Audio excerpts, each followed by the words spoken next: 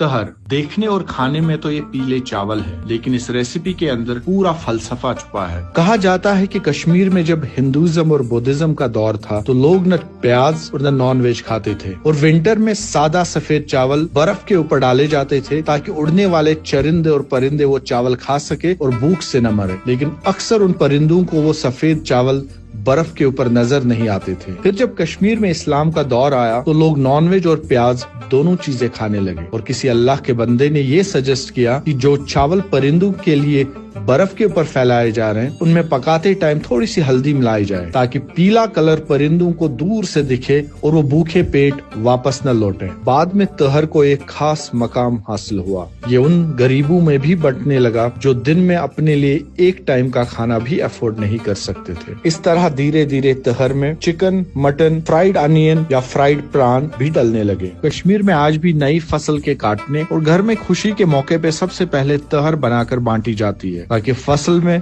अच्छी बरकत हो। तहर बस एक चावल नहीं बल्कि आपके इंसानियत के जज्बे, खलूस और शेयरिंग के कॉन्सेप्ट को उजागर करता है। इसी खलूस, जज्बे और अच्छी नीयत के साथ आज हमने भी तहर बनाई और एक रूहानी और पुरसकून जगह पर जरूरतमंदों में बांट दी। इसके बाद जो खुशी हमें हासिल हुई है वो मैं शब्दों में बयान नहीं कर सकता।